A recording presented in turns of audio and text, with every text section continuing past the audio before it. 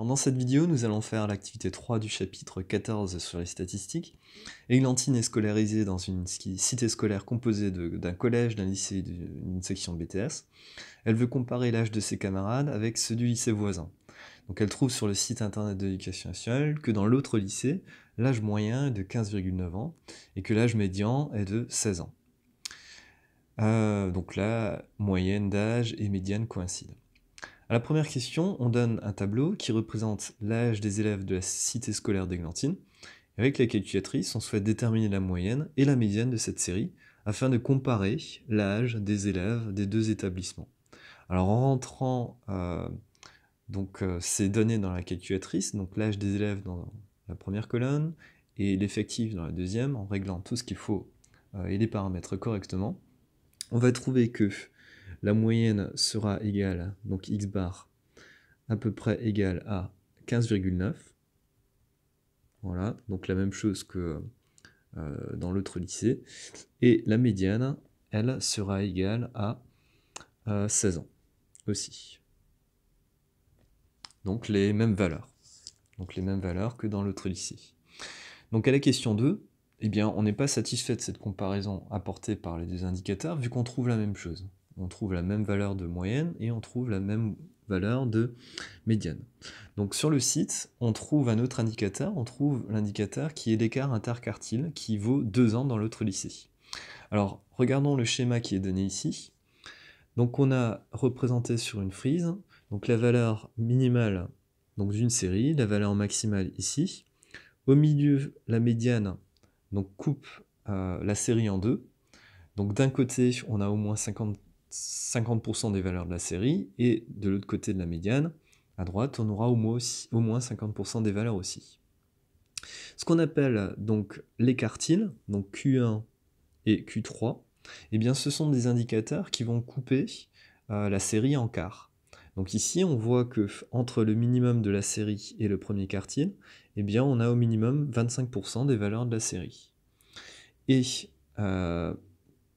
au niveau du troisième quartile, donc entre le troisième quartile et la valeur maximale, on aura minimum 25% des valeurs de la série.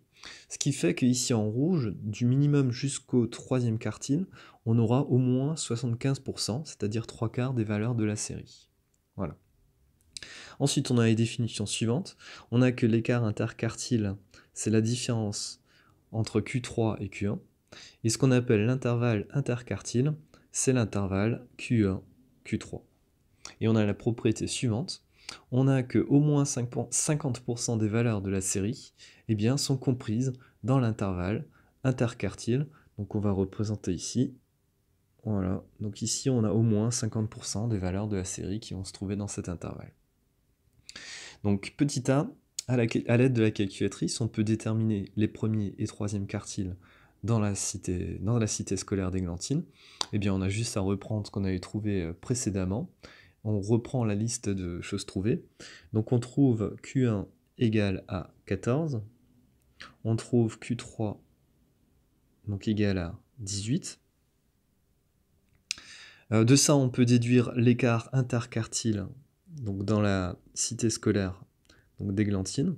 Donc d'après les définitions qui ont été données précédemment, il suffit de faire Q3 moins Q1, donc c'est-à-dire ici 18 moins 14, ce qui donne eh bien 4. Donc 4 ans. Voilà. À la question C. Alors, peut-on dire que les âges sont dispersés au sein d'une cité scolaire comme celle d'Églantine, et pourquoi? Eh bien, on trouve que l'écart interquartile est de 4 ans. On peut aussi dire, grâce à ça, que l'intervalle interquartile, c'est 14-18. Voilà. Donc on aura au moins 50% des valeurs de la série dans l'intervalle 14-18, donc un écart de 4 ans. Donc on peut dire effectivement que les âges sont dispersés au sein de la cité scolaire d'Églantine. Et à la question D, on va comparer la cité scolaire d'Églantine et l'autre cité scolaire.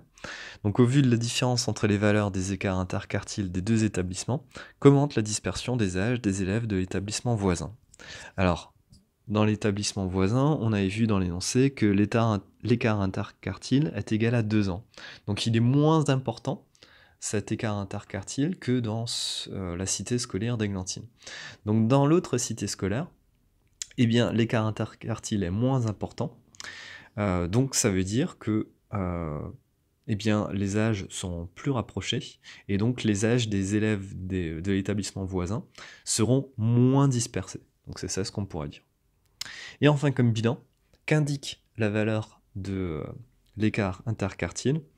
Eh bien, la valeur de l'écart interquartile donne un indice, donne une information sur la dispersion des valeurs d'une série statistique.